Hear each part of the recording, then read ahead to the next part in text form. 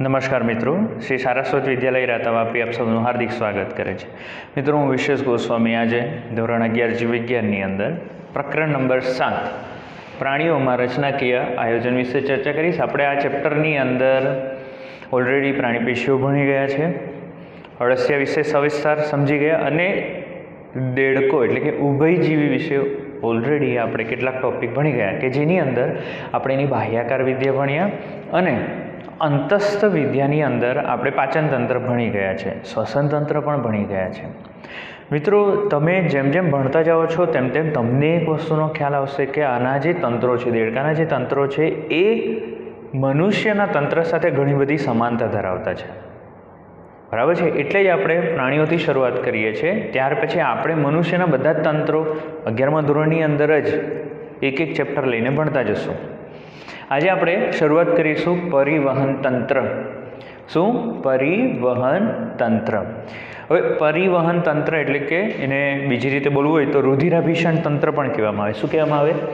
રુધિરાભિષણ તંત્ર.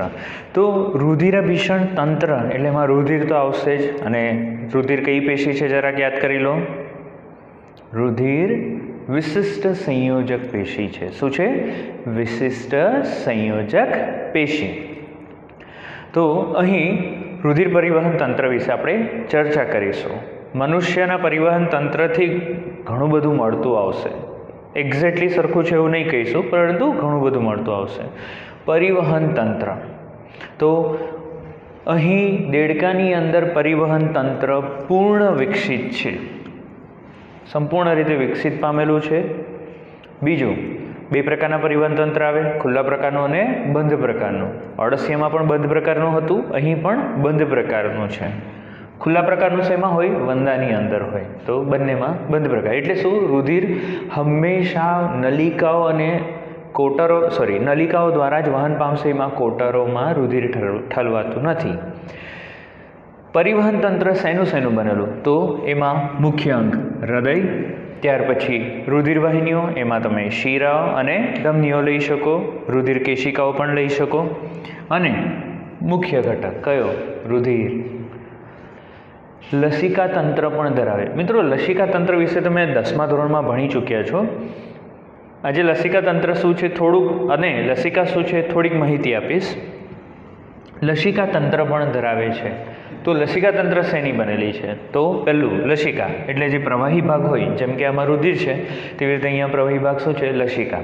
ત્યાર પછી લસિકા વાહિનીઓ અને લસિકા ગાંઠ. લસિકા વાહિનીઓ એટલે શું? તો જે નલિકાઓ દ્વારા લસિકાનું વહન થાય ને લસિકા વાહિનીઓ કહેવાય. લસિકા વાહિનીઓ જ્યાં ભેગી થાય, જે જગ્યાએ ભેગી થશે, જંક્શન ઉપર ભેગી થશે, જેવી રીતે 4 રસ્તા હોય ને તેવી રીતે જ્યાં ભેગી થાય ત્યાં ગાંઠ રચના બનાવે, એને લસિકા ગાંઠ કહેવાય. શું કહેવામાં આવે? લસિકા ગાંઠ. લસિકા ગાંઠનું મહત્ત્વ છે કારણ કે લસિકા ગાંઠ પાસે આપણા જે ડબલ્યુબીસી કોષો એ ડબલ્યુબીસી કોષો આપણા શરીરની અંદર દાખલ થયેલા જે પેથોજન્સ છે, રોગકારકો છે, એના સંપર્કમાં આવે છે.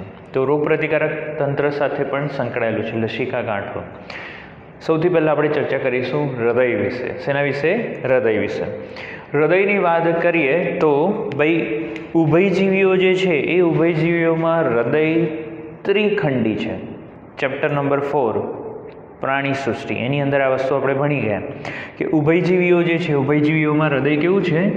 ત્રિખંડી, 3 ખંડો યુક્ત હોય છે. બરાબર છે? તો ત્રિખંડીની અંદર ચાલો કયા ખંડો છે? તો અહીં હું વક્ષ દેખાવ દોરું છું અને અહીં પૃષ્ઠ દેખાવ દોરું છું. એટલે શું? તમે મારા હૃદયને આગળથી જોઈ રહ્યા છો, તો આગળથી જોતાં જે રચના દેખાય એને કહેવાય વક્ષ દેખાવ. આપણે હૃદયને ઉલટું કરી નાખીએ અને તમે પાછળથી હૃદયને જોશો અને કેવું દેખાશે? તો એ પૃષ્ઠ દેખાવ. આ વક્ષ દેખાવ, આ પૃષ્ઠ દેખાવ. તો તેવી રીતે હૃદયનો પણ વક્ષ અને પૃષ્ઠ દેખાવ અહીં. તો વક્ષ દેખાવમાં આકૃતિમાં બતાવું છું. હૃદય એક્ઝેક્ટલી આવું નથી, આ તો સમજાવવા માટે તમને બતાવું છું. બરાબર? તો હૃદયની આપણે વાત કરીએ. ચાલો થોડી વ્યવસ્થિત આકૃતિ આપણે દોરશું. ઓકે, તો આ કર્ણકો. જમણું કર્ણક, ડાબું કર્ણક. કેમ? આ બાજુ તો ડાબું થયું અને આ બાજુ જમણું થયું, પરંતુ તમે સામેથી જોઈ રહ્યા છો અક્ષ દેખાવ, એટલે મારો ડાબો ક્યાં આવ્યો? આ બાજુ આવ્યો ડાબો, એટલે જો મેં અહીંયા બાજુ ડાબું લખ્યું, અને મારું જમણું ક્યાં આવ્યું? આ બાજુ આવ્યું, એટલે અહીં મેં જમણું લખ્યું છે. ખબર પડી ડાબા જમણા વિશે? ઓકે, તો ડાબું અને જમણું કર્ણક, અને અહીં એક જ ક્ષેપક આવશે. ક્ષેપક એને આપણે ડાબું જમણું ન કહી શકીએ. ઠીક, તો આ હૃદય ત્રિખંડી છે. કેવું છે? ત્રિખંડી. તે માસલ રચના છે. દેહગુહાની ઉપરની બાજુએ, આ દેહગુહા છે એની ઉપરની બાજુએ, દેડકામાં પણ ઉપરની બાજુએ આવેલું છે. ત્રિકોટરીય છે. 3 કોટરા. કયા કયા? તો 2 કર્ણક અને 1 ક્ષેપક. 2 કર્ણક અને 1 ક્ષેપક. અને એની ફરતે પારદર્શક પટલ આવેલું હોય, પારદર્શક પટલથી ઘેરાયેલું હોય. આ પારદર્શક પટલથી ઘેરાયેલા આવરણને પરિરદ આવરણ કહેવાય. શું કહેવામાં આવે? પરિરદ આવરણ. શિરાકોટર. તો શિરાકોટર એટલે શું? તો ત્રિકોણ આકાર રચના છે. હવે એ ક્યાં છે તે તમને બતાવું છું. તો પૃષ્ઠ દેખાવની અગર આપણે વાત કરીએ તો પૃષ્ઠ દેખાવમાં હૃદય એટલે પાછળથી આપણે જોઈ રહ્યા છીએ. ચાલો, તો પાછળથી તમે જોશો એટલે આ ડાબું કર્ણક થયું, ઉલટું હોય એટલે તો સ્વાભાવિક છે. આ બાજુ હવે ડાબું થઈ ગયું, આ જમણું કર્ણક અને આ ક્ષેપક જ છે. ઠીક, હવે ત્રિકોણ આકાર શિરાકોટર એટલે શિરાકોટર કંઈ આ રીતની હોય. અહીંયા ત્રિકોણ આકારની ગાદી જેવી રચના હોય અને આને શિરાકોટર કહેવાય. અને શું કહેવામાં આવે? શિરાકોટર. એટલે અહીંયાથી તમને ખાલી આટલો જ ભાગ દેખાશે, આ રીતે પાછળની તરફ છે ને. એટલે તો ત્રિકોણ આકાર રચના છે, હૃદયના જમણા કર્ણક સાથે જોડાયેલું હોય છે. જમણા કર્ણક સાથે જોડાયેલું એટલે શું? જમણું કર્ણક કયું? આ. એટલે શું? આમાં જે પણ રુધિર આવશે એ રુધિર અહીં જમણા કર્ણકમાં ઠલવાશે છિદ્ર દ્વારા. બરાબર? છિદ્ર દ્વારા રુધિર શેમાં ઠલવાશે? જમણા કર્ણકની અંદર. મહાશિરાઓ દ્વારા રુધિર પ્રાપ્ત કરે છે. એટલે શું થાય તે સમજાવું છું. આ અગ્ર મહાશિરાઓ છે, આ પૃષ્ઠ મહાશિરા છે. પૃષ્ઠ મહાશિરા અને અગ્ર મહાશિરા, આ બંનેમાંથી ઉપરથી અને નીચેથી રુધિર આવશે.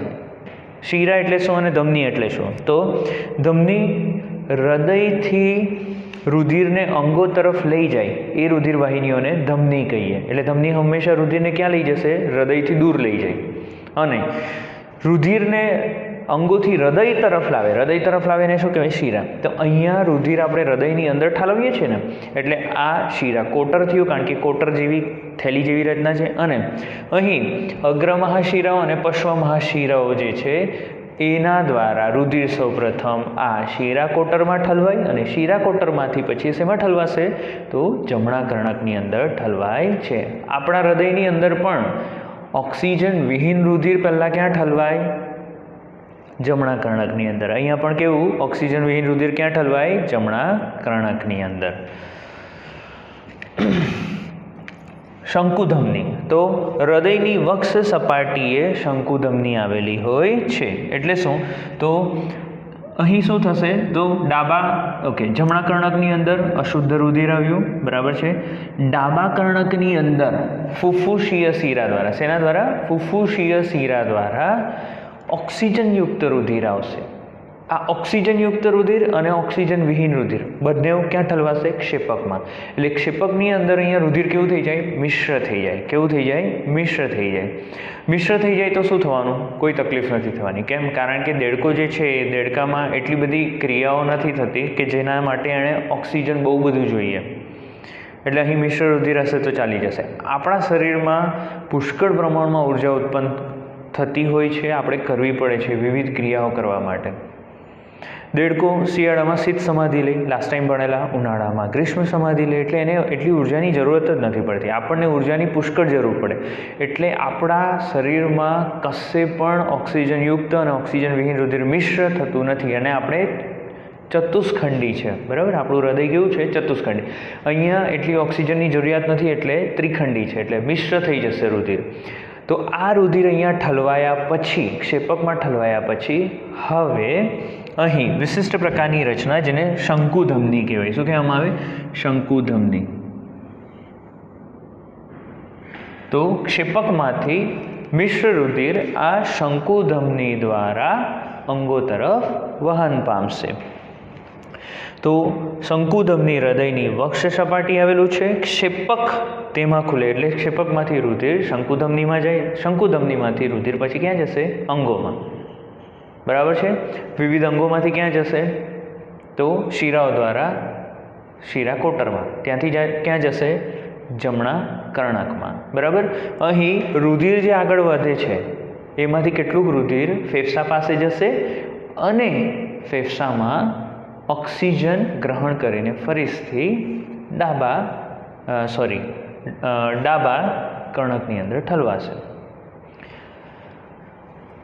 ધમનીતંત્ર અને શિરાતંત્ર. તો ધમનીતંત્ર અને શિરાતંત્ર સુવિકસિત છે. તો ધમની એટલે શું અને શિરા એટલે શું? રુધિરને હૃદયથી દૂર લઈ જાય તો એને કહેવાય ધમની. રુધિરને અંગોથી હૃદય તરફ લઈ જાય તો એને કહેવામાં આવે શિરા. ખાસ યાદ રાખવાનું, ઓક્સિજનયુક્ત ઓક્સિજન વિહીનની ચર્ચા કરવાની નહીં. યકૃત આ કંઈક નવું છે, તમે સાંભળ્યું નહીં હશે. યકૃત નિવાહિકા તંત્ર અને મૂત્રપિંડ નિવાહિકા તંત્ર. તો યકૃત નિવાહિકા તંત્ર અને મૂત્રપિંડ નિવાહિકા તંત્ર એટલે શું? નીટમાં પણ આમાંથી પ્રશ્ન પૂછાય છે અને વિદ્યાર્થીઓ મૂંઝાય છે, તો આપણે ખાસ યાદ રાખીશું. તો યકૃત અને મૂત્રપિંડ નિવાહિકા તંત્ર એટલે શું? શિરાતંત્ર છે આ બંને. બરાબર. નિવાહિકા શિરાતંત્ર અહીં નોંધ કરવાની છે. શિરાતંત્ર. તો નિવાહિકા શિરા એટલે શું?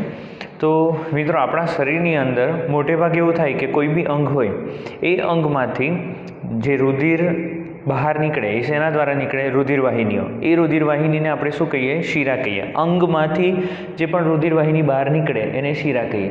આ શિરા પછી સીધી શેમાં ખુલશે? તો આ ક્યાં તો પૃષ્ઠમહાશિરા, ક્યાં તો અગ્રમહાશિરામાં, વક્ષમહાશિરામાં. બરાબર. અગ્ર અને પૃષ્ઠમહાશિરામાં.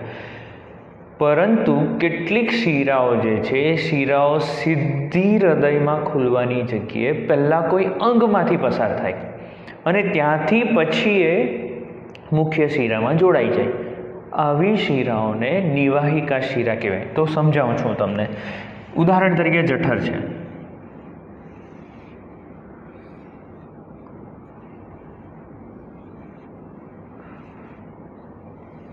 ચાલો, આ જઠર છે.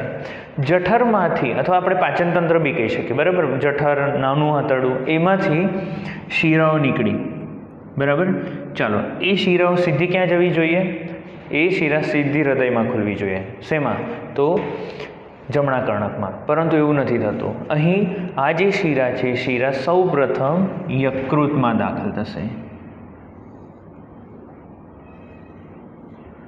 યકૃતમાં.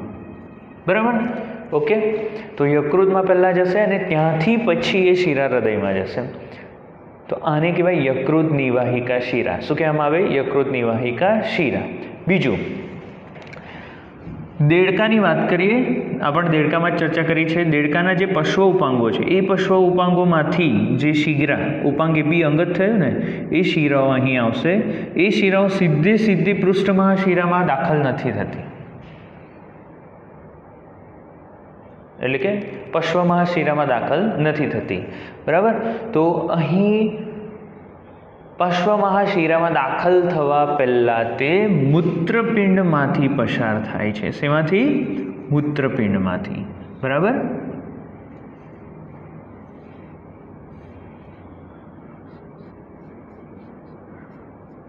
અને ત્યાર પછી એ હૃદયમાં જશે. તો આને આ યકૃતમાંથી પસાર થઈને પછી થઈ ગઈ તો એને કીધું યકૃત નિવાહિકા શિરા. આ મૂત્રપિંડમાંથી પસાર થઈને પછી જાય એટલે આને શું કહેવામાં આવે?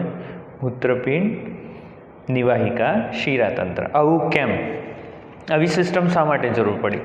તો મિત્રો, અહીં આજે જઠર અથવા તો પાચનતંત્ર જે છે એ પાચનતંત્ર દ્વારા જે પાચિત ખોરાક છે એ પાચિત ખોરાક ગ્રહણ કરવામાં આવે અને એ રુધિરમાં ઠલવાય.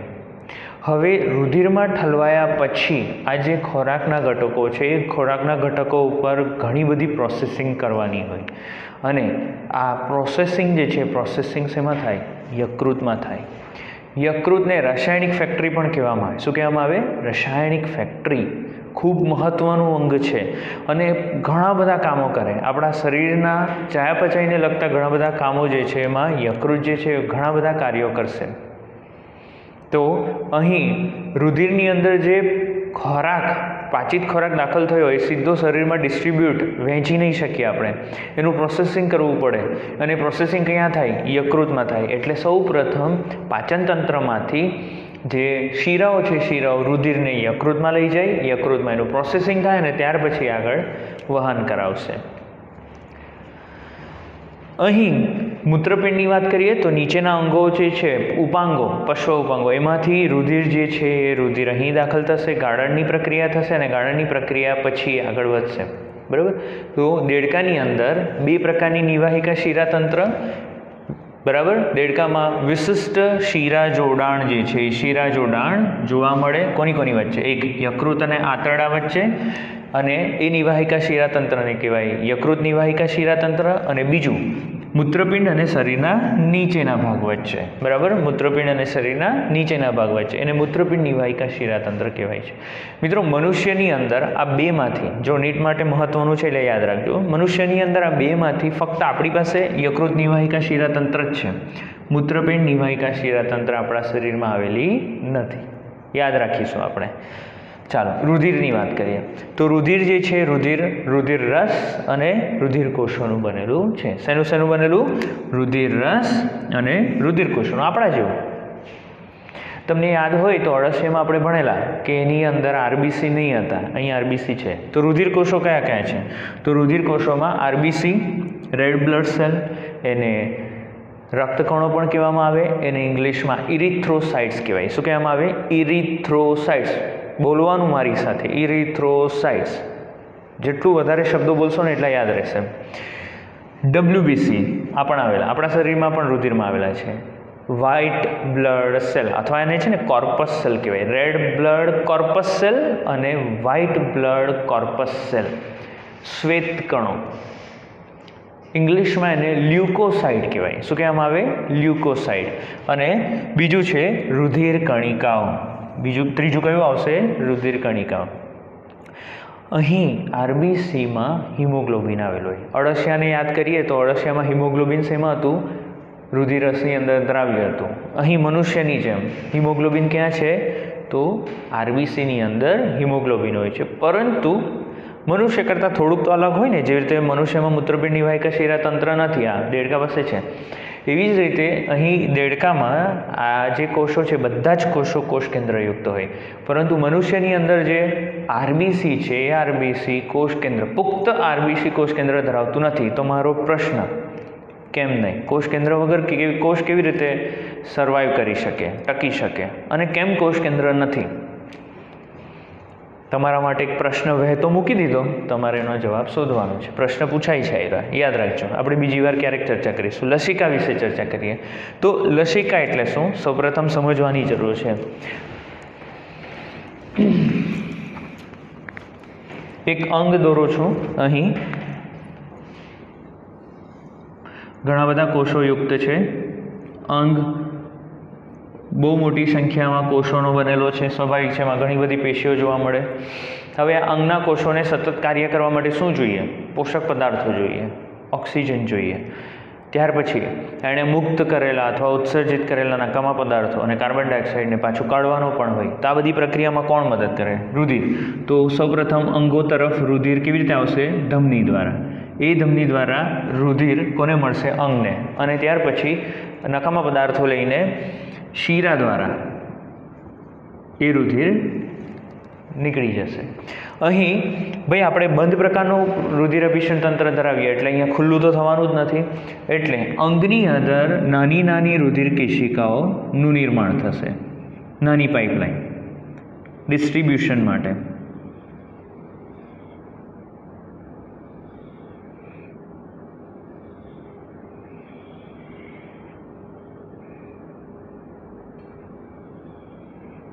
બરાબર. તો રુધિર જે છે, રુધિર અહીંથી પસાર થશે, અહીંયાથી પસાર થશે, અહીંયાથી અહીંયા, અને રુધિર કેશિકાઓ કહેવાય. તો જરાક જાડી દોરી બહુ પતલી હોય એ રુધિર કેશિકાઓ જે છે, એ રુધિર કેશિકાઓમાંથી અહીં પોષક ઘટકો છે આ કોષોને મળે. પણ તમે જોઈ શકો છો પોષક ઘટકો ક્યાં ક્યાં મળ્યા? આને મળ્યા, આ કોષને મળ્યા, આ કોષને મળ્યા.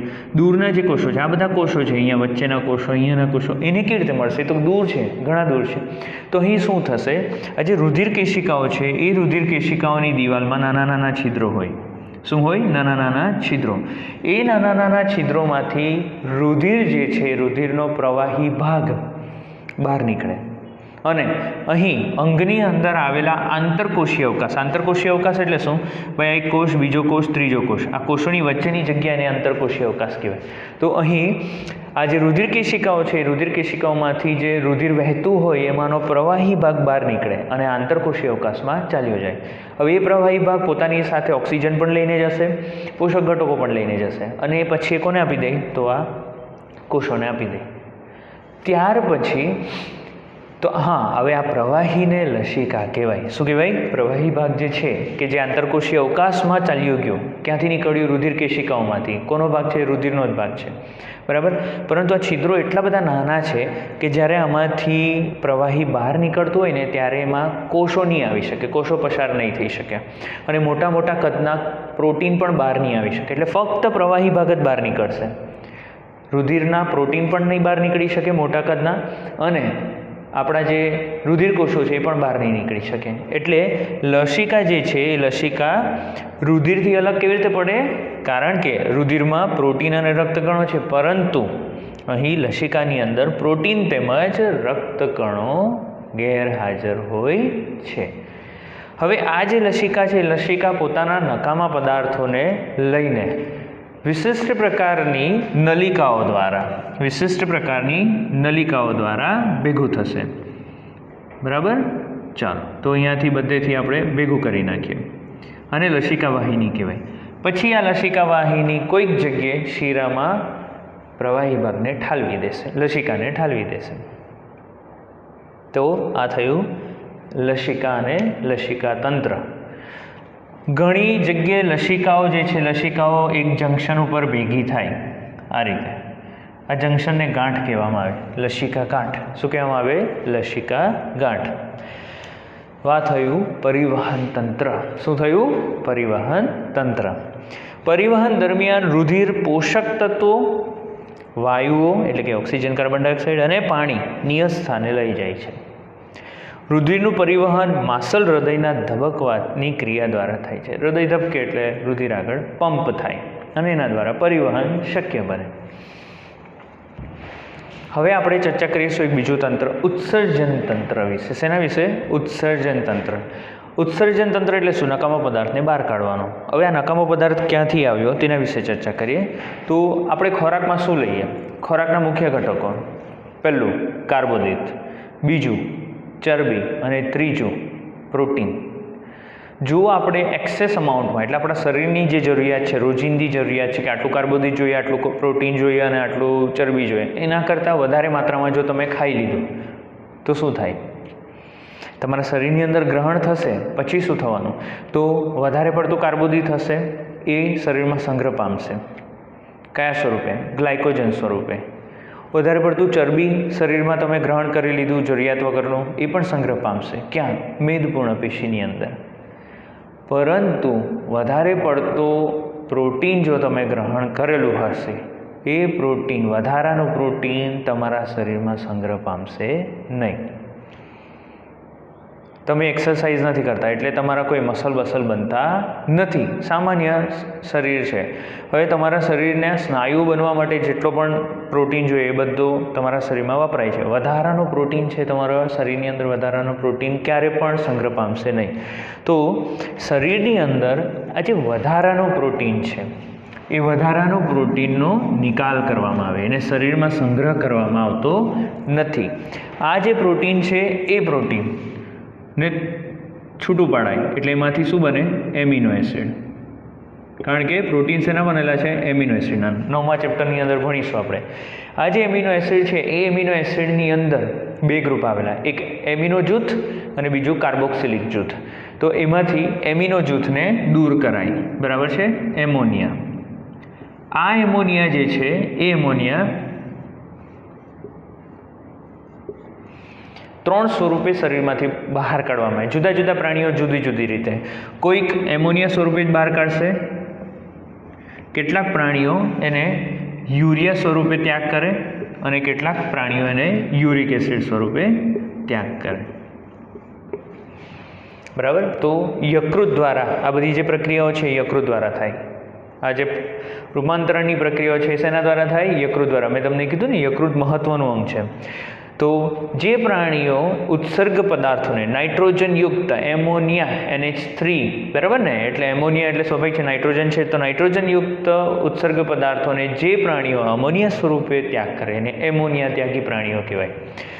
યુરિયા સ્વરૂપે ત્યાગ કરે ને યુરિયા ત્યાગી પ્રાણી કહેવાય. અને યુરિક એસિડ સ્વરૂપે ત્યાગ કરે ને યુરિક એસિડ ત્યાગી પ્રાણીઓ કહેવાય છે. હવે કોણ કયા સ્વરૂપે ત્યાગ કરે કેવી રીતે નક્કી થાય? તો એમોનિયા ત્યાગી પ્રાણીઓ જે છે, એટલે એમોનિયાનો ત્યાગ કરવો હોય તો પુષ્કળ પ્રમાણમાં પાણીની જરૂરિયાત પડે. એમોનિયા ખૂબ ઝેરી છે અને એને ત્યાગ કરવા માટે, એને દૂર કરવા માટે પુષ્કળ પ્રમાણમાં પાણીની જરૂરિયાત હોય. તો સ્વાભાવિક છે એવા જ પ્રાણીઓ એમોનિયા સ્વરૂપે ત્યાગ કરશે. નકામા પદાર્થનો એમોનિયા સ્વરૂપે એવા જ પ્રાણીઓ ત્યાગ કરી શકે કે જેની પાસે ઓલરેડી પુષ્કળ પાણી હોય. એટલે એવા પ્રાણીઓ કે જે પાણીની અંદર રહેતા હોય ને, બધા જ નહીં પરંતુ મોટેભાગના પાણીમાં રહેનારા પ્રાણીઓ જે છે એ ઉત્સર્ગ પદાર્થોનો ત્યાગ કયા સ્વરૂપે કરે? અમોનિયા સ્વરૂપે. એટલે એને એમોનિયા ત્યાગી પ્રાણીઓ કહેવાય. સ્થળચર પ્રાણીઓ, આપણે ઉદાહરણ તરીકે મનુષ્ય, આપણી પાસે પાણી છે, આપણે પાણી પીએ છીએ, શરીરમાં પાણી પણ છે, પરંતુ એટલું બધું પાણી નથી. એટલે આપણે શું કરીએ? એનો એમોનિયાનો પહેલાં રૂપાંતરણ કરીએ યુરિયામાં અને ત્યાર પછી આ યુરિયાને પાણી સાથે ત્યાગ કરીએ મૂત્ર દ્વારા, બરાબર. યુરિયા એમોનિયા કરતાં થોડો ઓછો ઝેરી છે અને એને થોડું ઓછું પાણી જોઈએ, બરાબર. તો યુરિયા ત્યાગી, આવા પ્રાણીઓને શું કહેવાય? યુરિયા ત્યાગી. તો મનુષ્ય કેવો થયો? યુરિયા ત્યાગી પ્રાણી. અમુક પ્રાણીઓ છે કે તેઓ શરીરમાંથી પાણીનો ત્યાગ થાય એ એમને પોસાતું નથી, પુષ્કળ પાણી જોઈએ એમને શરીરમાં, સાચવી રાખશે. તો તેઓ અમોનિયાનો ત્યાગ, નાઇટ્રોજનયુક્ત પદાર્થોનો ત્યાગ યુરિક એસિડ દ્વારા કરે. એટલે કે એનું રૂપાંતરણ યુરિક એસિડમાં કરે. ખૂબ જ ઓછો બિનઝેરી છે, ખૂબ જ ઓછો ઝેરી છે અથવા બિનઝેરી છે, બરાબર. એટલે યુરિક એસિડ. આવા પ્રાણીઓને યુરિક એસિડ ત્યાગી પ્રાણીઓ કહેવાય, બરાબર. તો દેડકો કેવો છે? યુરિયા ત્યાગી. યાદ રાખજો, દેડકો કેવો છે? યુરિયા ત્યાગી. તો અમોનિયા ત્યાગી એટલે કે જળચર પ્રાણીઓ, બધા જ નહીં પરંતુ મોટે ભાગના. ત્યાર પછી યુરિયા ત્યાગી મનુષ્ય લઈ શકો, દેડકો આવી જશે આપણા જેવો થયો ને. અને યુરિક એસિડ તેમાં ખાસ કરીને પક્ષીઓ આવશે. પક્ષીઓ જે છે ઉપરથી ચરકે, ઘણીવાર તમારા પીઠ ઉપર પણ પડ્યું હશે, તમારી ગાડી ઉપર પડ્યું હશે, ઘણીવાર માથા ઉપર પણ પડ્યું હશે. એ ખરેખર મળ ત્યાગ નથી, યાદ રાખજો. એ લુગદી સ્વરૂપે યુરિક એસિડનો ત્યાગ કરે. એટલે એની સ્મેલ પણ બહુ જ સ્ટ્રોંગ હોય છે, બરાબર ને. યુરિક એસિડનો લુગદી સ્વરૂપે ત્યાગ કરે એટલે ખૂબ ઓછું પાણી ઉપયોગ કરશે. આમાં સૌથી વધારે પાણી જાય દૂર કરવા, આમાં થોડું ઓછું અને આમાં સૌથી ઓછું. આ ખૂબ ઝેરી, ઓછો ઝેરી, એકદમ ઓછો ઝેરી. આને ત્યાગ કરવામાં બહુ ઓછી શક્તિ જોઈએ. પાણીનો ઉપયોગ થાય ને એટલે બહુ ઓછી શક્તિ દ્વારા કામ થાય. અહીં આનો ત્યાગ કરવો હોય તો થોડી વધારે શક્તિ જોઈએ. આનો ત્યાગ કરવા માટે પુષ્કળ શક્તિની જરૂરિયાત પડે. ત્યાં 3 પ્રકારો મેં તમને સમજાવ્યા, બરાબર. ચાલો આગળ જઈએ આપણે. તો ઉત્સર્જન તંત્ર, પૂર્ણ વિકસિત ઉત્સર્જન તંત્ર છે. આખું પૂર્ણ વિકસિત ઉત્સર્જન તંત્ર એટલે કંઈ ફક્ત ઉત્સર્ગિકાઓ દ્વારા થઈ જાય જેવી રીતે અળસિયામાં જોયું એવું નથી. અહીંયા પૂર્ણ વિકસિત ઉત્સર્જન તંત્ર નાઇટ્રોજનયુક્ત નકામા પદાર્થોનો નિકાલ કયા સ્વરૂપે કરે? યુરિયા સ્વરૂપે કરે છે, બરાબર. તો અહીં આ મૂત્રપિંડ, મેદકાય, એક જોડ મૂત્રપિંડ, એક જોડ મૂત્રવાહિની, ત્યાર પછી આ થયું મૂત્રાશય અને અહીં આવશે અવસારણી અને આ અવસારણી દ્વાર અથવા છિદ્ર. શું શું કીધું? એક જોડ મૂત્રપિંડ, એના ઉપર મેદકાયો આવેલા છે, ત્યાર પછી એક જોડ મૂત્રવાહિની, ત્યાર પછી અહીં એક મૂત્રાશય, અવસારણી અને અવસારણી છિદ્ર. એના મુખ્ય અંગો છે. મૂત્રપિંડ ગાઢ રાતા રંગનું છે, લાલાશ પડતા રંગનું અને વાલ આકારનું છે. મૂત્રપિંડ દેહગુહામાં થોડાક પાછળની બાજુએ, દેહગુહામાં નીચેની તરફ થોડુંક પાછળની બાજુ એટલે પીઠ તરફ છે, પાછળની તરફ જ્યાં આપણું કરોડ સ્તંભ આવેલું છે એ કરોડ સ્તંભની બંને બાજુએ આવેલું પાછળની તરફ. મનુષ્યમાં બી આ રીતે જ છે અને અહીં દેડકાની અંદર પણ આ રીતે આવશે. તો દેહગુહામાં થોડાક પાછળની બાજુએ કરોડ સ્તંભની બંને બાજુ આવેલું હોય છે. મૂત્રપિંડ નલિકાઓ એટલે શું? તો તમે 10મા ધોરણની અંદર નેફ્રોન્સ ઉત્સર્ગ નલિકા વિશે ભણી ચૂક્યા છો, બરાબર? કંઈ આ રીતની આકૃતિ તમને યાદ હોય. બાઉમેનની કોથળી, ગ્રીવા, નિકટવર્તી ગૂંચળામય નલિકા, હેન્લેનો પાસ, દૂરસ્થ ગૂંચળામય નલિકા, સંગ્રાહક નલિકા, બિલીની નલિકા, આવી કંઈક રચના તમે ભણી ગયા. અને એમાંથી અહીં અંતર્વાહી અને બહિર્વાહી ધમનિકાઓ, એ ધમનિકાઓ શિરિકાઓ બનાવે અહીં. ત્યાર પછી એક વાસા રેક્ટા હોય. આ બધી વસ્તુ ભણી ગયા છો તમે. અને ઉત્સર્ગ એકમ કહેવામાં આવે, બરાબર છે? ઉત્સર્ગ નલિકા કહેવાય, નેફ્રોન કહેવાય. તો અહીં પણ મૂત્રપિંડની અંદર ખૂબ મોટી સંખ્યામાં આ મૂત્રપિંડ નલિકાઓ હાજર હોય છે કે જે મૂત્રપિંડનો રચનાત્મક અને ક્રિયાત્મક એકમ છે, જે ગાળણની પ્રક્રિયા કરે, સ્ત્રાવની પ્રક્રિયા કરે અને અભિશોષણની પ્રક્રિયા, 3 પ્રક્રિયાઓ દ્વારા મૂત્રનું નિર્માણ કરે છે અને રુધિરનું ગાળણ થાય. મૂત્રવાહિનીઓ તો નર અને માદા જે છે એમાં થોડોક તફાવત અહીં જોવા મળશે. આપણે જ્યારે પ્રજનન તંત્ર ભણીશું ત્યારે તમને સ્પષ્ટ ખબર પડશે આના વિશે. તો મૂત્રપિંડમાંથી મૂત્રવાહિની મૂત્રજનન વાહિની સ્વરૂપે નીકળી અવસારણીમાં ખુલે છે. એટલે આની અંદર શું થશે? આ સપોઝ નરનું ઉત્સર્જન તંત્ર છે, તો અહીં શુક્રપિંડ આવેલા હોય. શું આવેલા હોય? શુક્રપિંડ. એટલે આ મૂત્રવાહિની દ્વારા મૂત્ર પણ વહન પામશે અને શુક્રકોષો પણ વહન પામશે. એટલે એને મૂત્રજનન વાહિની કહેવાય. શું કહેવામાં આવે? મૂત્રજનન વાહિની. એ મૂત્રજનન વાહિની સીધી અહીં અવસારણીમાં ખુલશે. માદાની અંદર અહીં અંડપિંડ જે છે એ અંડપિંડ અહીંયા નથી આવેલા, બરાબર? એ અલગ રચના છે. અને અહીં અલગ રચના અહીં આવેલા છે અને તેમાંથી એ અંડપિંડમાંથી મુક્ત થયેલા અંડકોષો અહીં અલગ જગ્યાએ અવસારણીમાં ખુલે. એટલે શું? મૂત્રવાહિની અને અંડવાહિની એ બંને અવસારણીમાં અલગ અલગ જગ્યાએ ખુલે છે. અહીંયા સાથે જ ખુલી જાય, એક જ નળી બની જાય.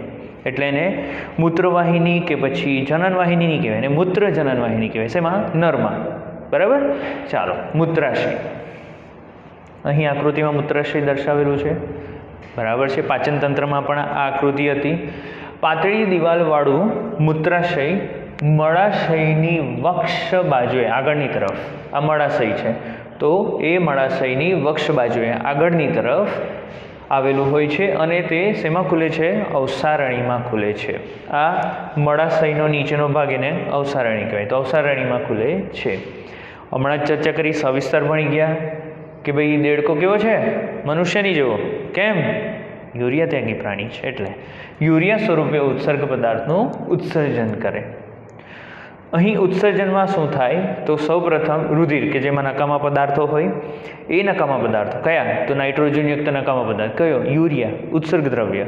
એ મૂત્રપિંડમાં આવે. મૂત્રપિંડની અંદર જે મૂત્રપિંડ નલિકા છે, નેફ્રોન છે, એમાં એનું ગાળણ થઈને નકામા પદાર્થો દૂર થાય અને ત્યાર પછી અહીં અવસારણી દ્વારા એનો ત્યાગ કરવામાં આવે.